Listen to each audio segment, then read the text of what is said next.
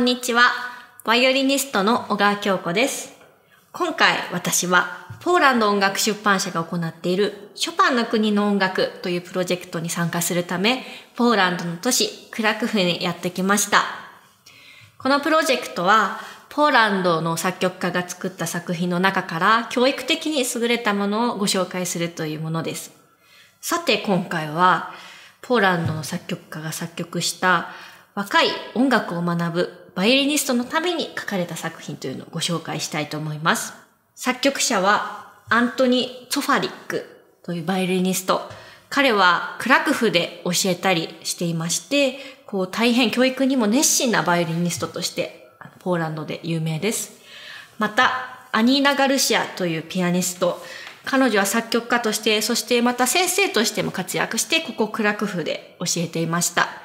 この二人による作品を今回ご紹介します。名前は鳥小屋と日本語では訳されますかね。3曲入っていまして、スズメ、ナイチンゲール、カッコウ、この3つの鳥を表題とした作品が入っています。どの作品でもバイオリンの基本的なテクニックが学べるようになっていて、若いバイオリンを勉強している皆さんにとてもぴったりなのではないかなというふうに思います。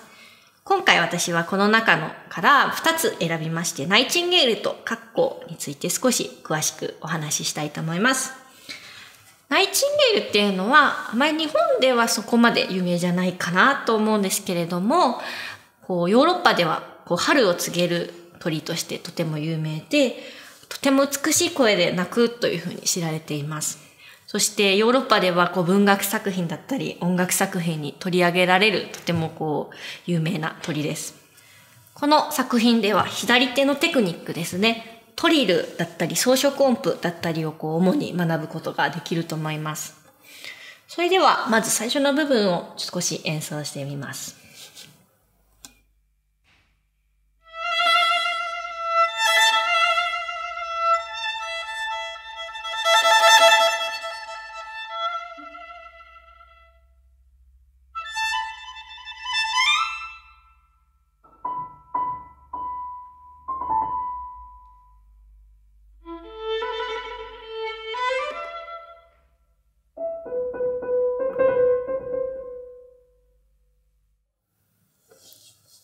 まさに鳥がさえずっているような、風になっていますね。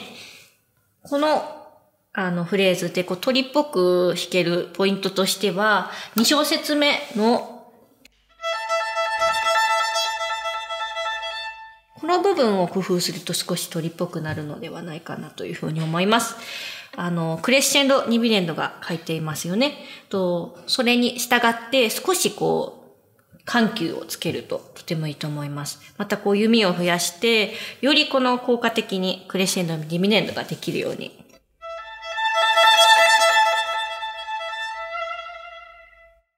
のように演奏すると鳥っぽく、鳥の鳴き声のように演奏することができるのではないかと思います。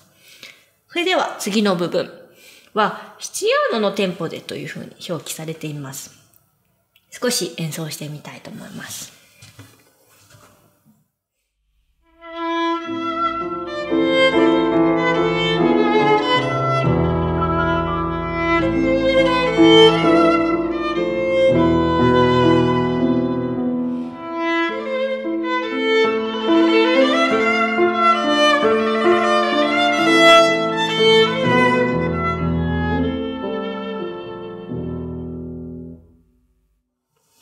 少し物悲しい曲調ですね。このシチリアーノのリズムっていうのは、こ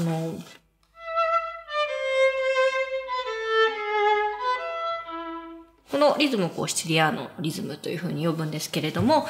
これをシチリアーノに聴かせられるコツとしては、16分音符を軽く、この短い音を少し軽く演奏すると、シチリアーノのダンスの雰囲気が出せると思います。このシチリアーノの雰囲気を出しながら、装飾音符ですね。この装飾音符を入れられるようになるととても素敵な曲奏になると思うんですけれども、最初は少し難しいと思うので、装飾音符だったりトリルをすべて除いて一度このリズム感を学ぶために取り除いて練習をして、その後この装飾をつけるととても良い感じになるのではないかと思います。それでは次のうんぽこピューモッソの部分に参ります。少し演奏してみます。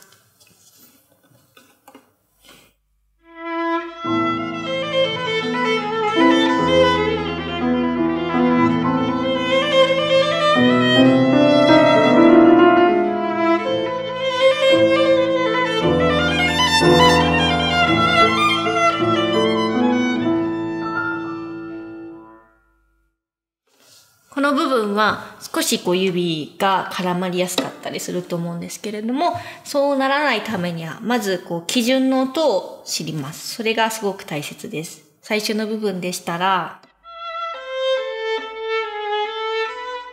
この基準の音ですね。これに上に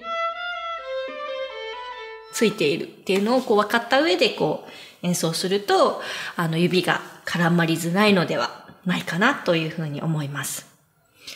また、この作品の最後の方ですね、63小節目。こちらすごく難しくって、スライドを、このスライドをしながら、トレモロをするっていう、テクニック的な部分があるんですけれども、これは最初にトレモロなしで、これをできるようにしましょう。その次に、こ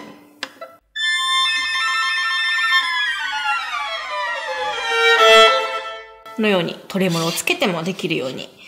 練習するといいかと思います。また、ここの部分、とても難しいので、これちょっとまだ弾けないかなっていう方には、下に少し簡単なバージョンが書いてありまして、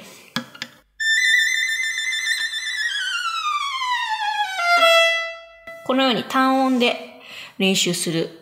バージョンも書いてありますので、こちらもぜひ活用してみてください。それでは次、二つ目の作品、カッコを今回取り上げたいと思います。この作品は、カッコの鳴き声が聞こえてくるような曲奏になっているので、一度演奏してみます。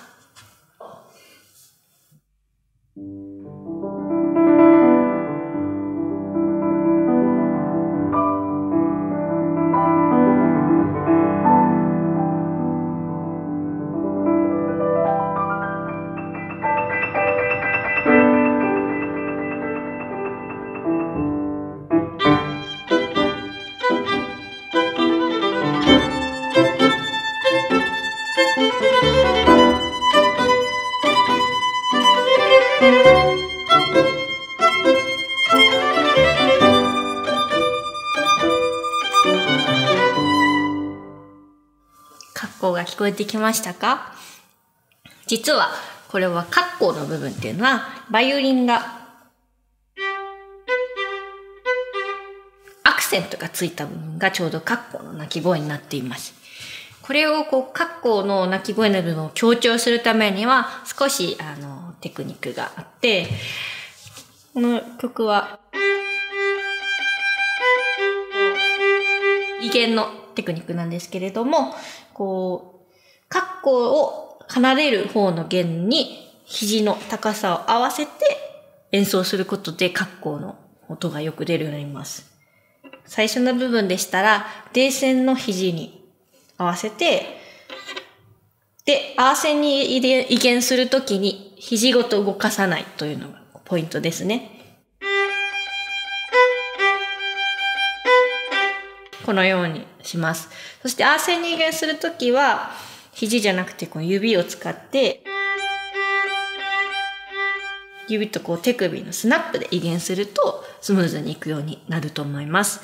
また、もう一つのポイントは、3拍目に飛び込まないということですね。もし3拍目に飛び込んでしまうと、すごく急いだ格好になってしまうので、少しし入るのを我慢することによってより格好らしい鳴き声が表現できると思います。また、この曲の最後、28小節に出てくるんですけれども、一弦挟んだ弦っていうのもこの曲で弾きます。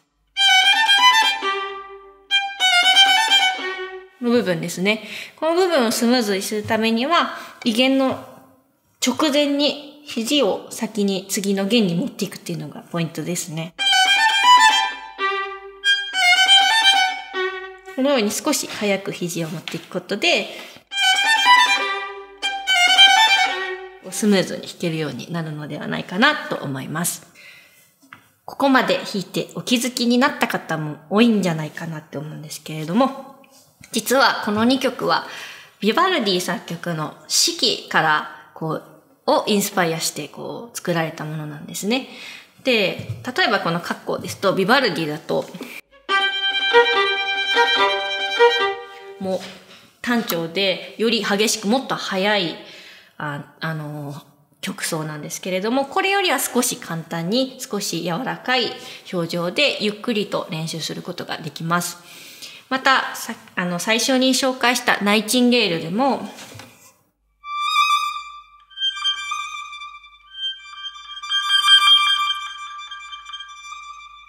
こういう部分がビバルディの四季の中で出てきます。ですので、この作品を勉強しておくと、将来ビバルディの四季のソロを勉強したり演奏したりするときにとても役に立つかと思います。この作品はポーランド音楽出版社から発売されているので、ぜひお手に取って一緒に勉強してもらえたらいいなというふうに思います。